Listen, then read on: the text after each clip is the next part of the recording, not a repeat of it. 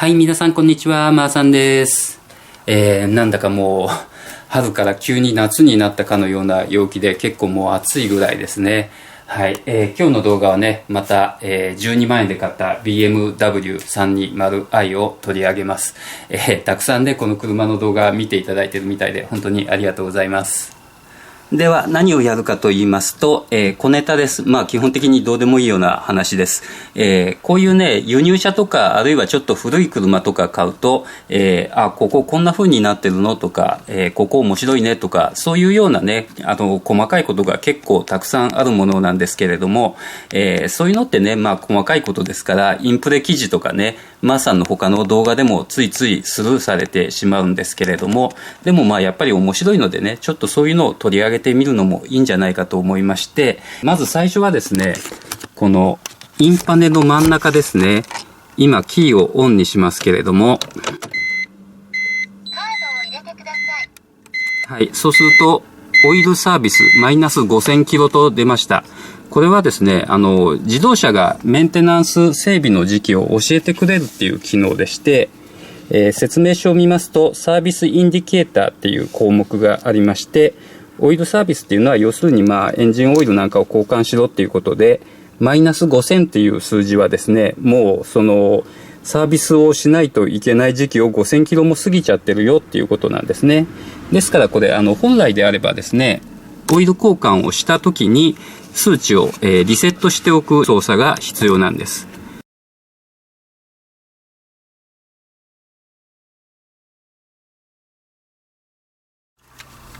次はオーディオを操作してみたいと思います。この車カセットテープのオーディオがついてるんですね。これがカセットテープなんですけれども、今の若い方はもしかすると知らなかったりするんでしょうか。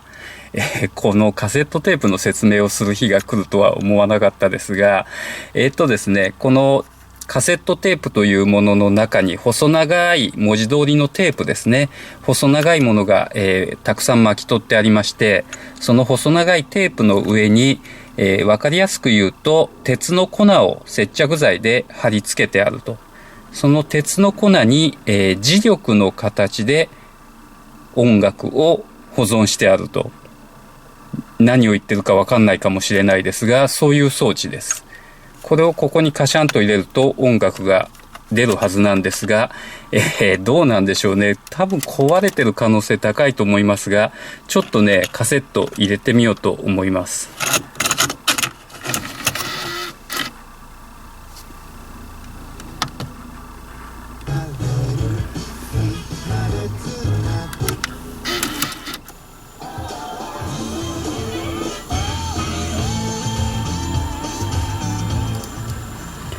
めちゃくちゃ普通に再生できました。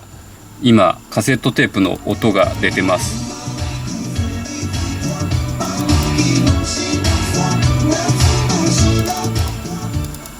壊れてないですね。メカニズム部分が多いですし、ゴムのパーツもいっぱい使ってるので結構壊れてることが多いんですが、全然普通に動きますね。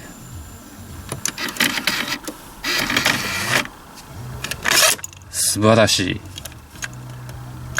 オーディオ関連ではですね、この CD チェンジャーがですね、トランクを映した時に、CD チェンジャーついてますね、ついてますねっていうコメントをいっぱいいただきました。皆さんそんなに CD チェンジャー好きなんだと思って、ちょっとびっくりしたんですが、まあね、確かにマーさんぐらいの年代の人には CD チェンジャーってちょっと憧れの装備だったようなとこがありますね。まあ若い人でもね、さすがに CD を知らない人はいないと思うんですが、CD チェンジャーは知らないかもしれない。要するにですね、ここにマガジンが入ってて CD をこの機種だと最大6枚かな、セットしておいて次々に再生できるっていうのが CD チェンジャーです。これもちょっと使ってみましょう。こういう風に、マガジンが出てきまして、ここに CD をセットする。今日は1枚だけ入れますけど、まあ、最大6枚入れられるということですね。そしてこれをカチャンと入れて、あとは前のオーディオの方で操作をします。さあ CD チェンジャーも結構経年劣化で壊れやすいんですが、ちゃんと動くでしょうか。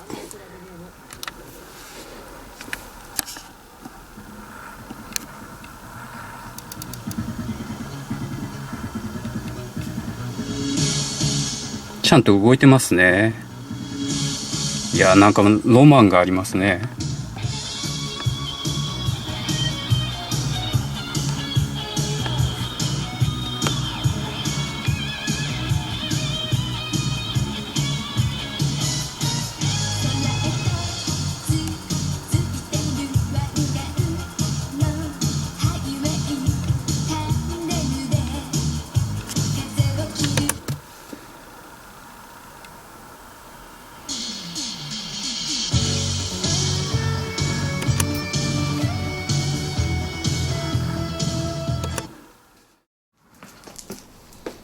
はい、ここからナレーションになります。次はハザードについて紹介します。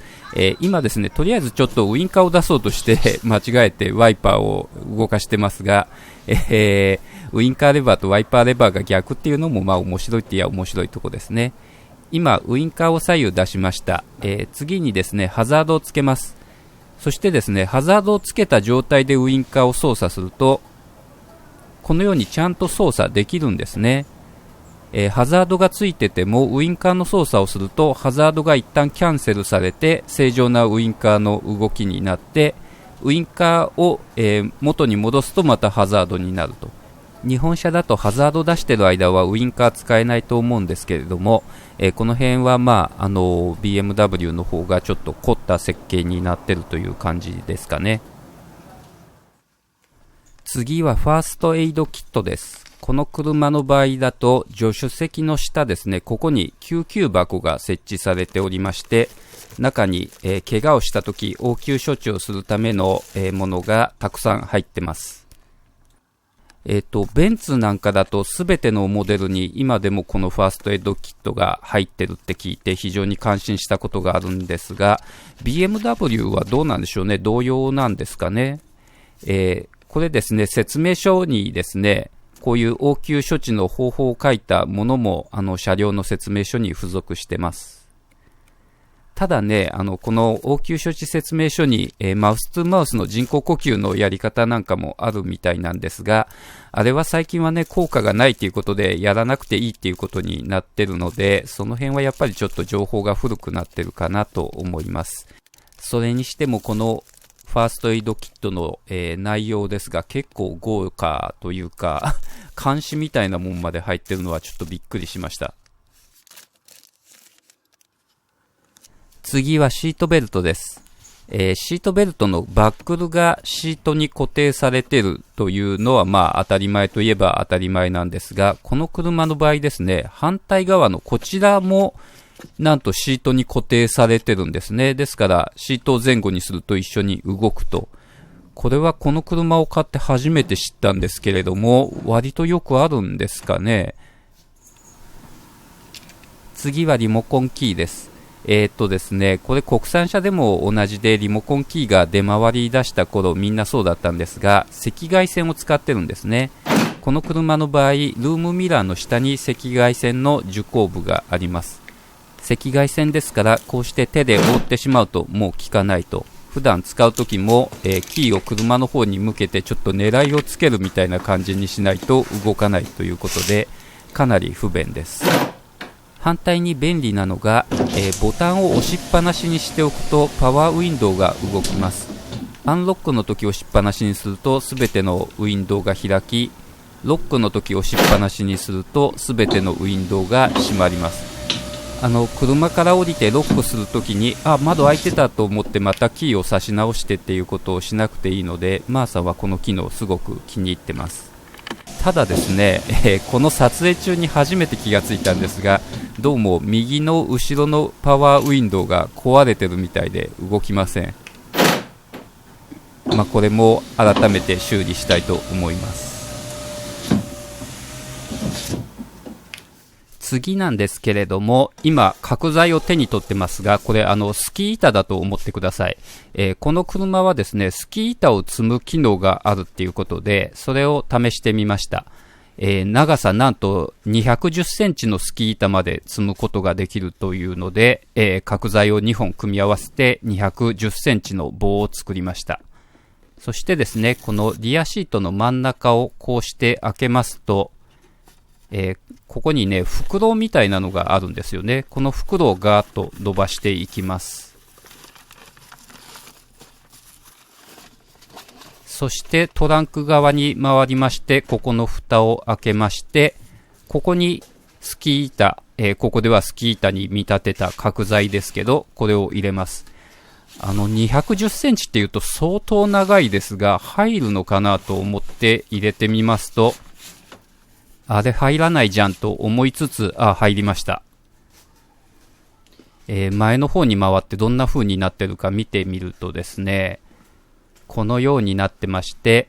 要するに、トランクスルーがあるから長尺物も積めるんですが、この袋があることによって、泥で汚れてるスキー板なんかも車内を汚さずに積むことができると、そういう機能みたいです。そしてこのアームレストがですね、変な形のアームレストだなと思ってたんですが、こういう役割もあったんだなという感じですね。どんどん行きましょう。次はフューエルリッド、ガソリン入れるところですが、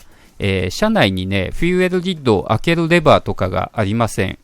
じゃあどうやって開けるかというと、そのままいきなり開けます。パカッと。これどういう仕組みかと言いますと、ドアロックと連動してるんですね。ドアロックをガシャッとかけますと、このように棒がぴょんと飛び出てきます。蓋が閉まってればこれでロックされると。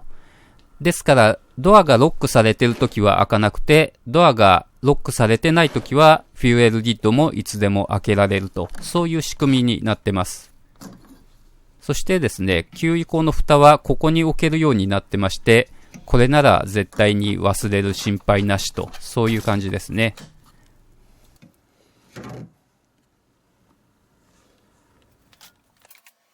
次はジャッキアップしてホイールをチェックします。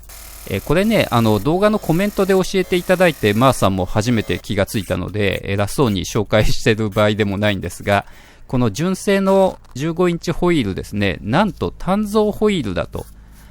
単造かどうかって裏から見るとわかるんですよね。鋳造のホイールだと裏がもっと、デコボコしているというか、鋳造だなってわかる形状をしてるんですが、単造だとこのように、のっぺりしてるんですね。アルミホイールには単造と鋳造がありますけれども、鋳造が、安価に作れる。単造は、コストが高くなるけど、強度が高くて、しかも軽いということなんですよね。このホイール最初に外した時ね、本当に嘘じゃなくマーさんもね、うわ、このホイール軽いって思ってたんですよね。動画では特に言わなかったですが、それで後で単造だと聞いて、なるほどなと思いました。刻印で BMW の刻印とかサイズの刻印が入ってるみたいです。次がアンダーボディのエアフローということで、これね、マーさん実際見てちょっとって思ったんですが、フロントバンパーのセンター部分がこういう風に、えぐれてるというかですね、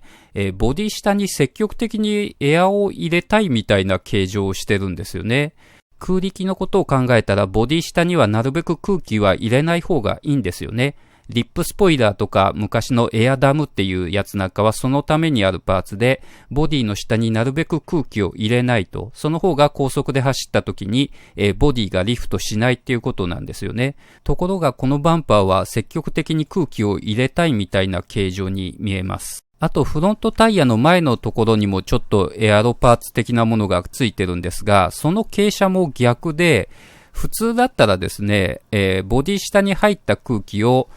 ボディの横へ抜くようなね、そういう形状につけるのが普通だと思うんですが、このパーツですけど逆になってまして、ボディ下に入った空気を、まるでボディのセンターに集めたいみたいな感じの形状になってます。これ多分ね、トランスミッションを冷やしたいがためにトランスミッションの方へなるべくたくさんエアを流すっていうことなんじゃないかなと思います。違ってるかもしれないですけど、多分リフトを減らすってことよりもトランスミッションを冷やしたいっていう方を優先したんじゃないかなと思います。それから前の動画でもちょっと触れましたが、この2本出しの排気系ですね。マーさんこの辺あんまりよく知らなくて、直列6気筒エンジンっていうのは前3気筒、後ろ3気筒でまとめて2本出しにするっていうのは普通らしいです。ただ、こんなに長く2本のままいっちゃうっていうのは、贅沢っていうか、触媒もこうして2つあるわけですから、コストはすごくかかりますよね。普通はもっともっとエンジンの近くで1本にまとめちゃうと思うんですけれども、ちなみにこれ、液パイより後ろのパーツが全部一体で分解できない構造なんですよね。ですから、もし純正パーツで交換っていうことになったら、一体パーツ代いくらするんだろうっていう気がします。5分ぐらいで終わるつもりがえらく長い動画になっちゃってますけれども、最後に車載ジャッキをちょっと紹介しとこうかなと思います。この車の車載ジャッキが特に変わってるってわけでもないですが、でも車載ジャッキってね、意外とネタになるんですよね。同じ車に10年乗ってても、車載ジャッキ見たことがないっていう人も結構いますので、ちょっと見てみるのも面白いかなと。今外したのが車載ジャッキで、もう一つこれ、輪止めが、こんな立派な輪止めが付属してます。あと、ついでにスペアタイヤもどんなものが乗ってるか見てみますね。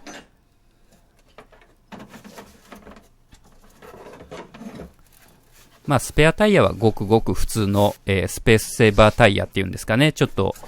薄っぺらいやつですね。ちょっと車載ジャッキを使ってみます。これね、形式としては、悪名高いというか、コストダウンのゴンゲって言われているようなタイプの車載ジャッキで、すごく、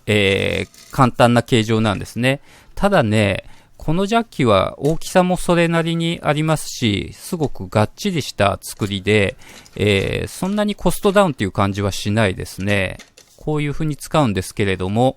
驚くほど軽く車体が持ち上がります。ハンドルを回す手がね、全然力を入れなくていいですね。動きもすごい滑らかで、高級感があるって言ったら変ですけど、なんか車載ジャッキのインプレっていうのも変ですけどね。でも車載ジャッキってね、1回ぐらいはちょっと試しに使っておいた方がいざという時のためにいいかもわかんないですね。はい、まだね、なんか面白いんだけど忘れてるような箇所があるような気もしますが、とりあえず今回はここまでです。今回もまーさんの動画をご視聴いただいてありがとうございました。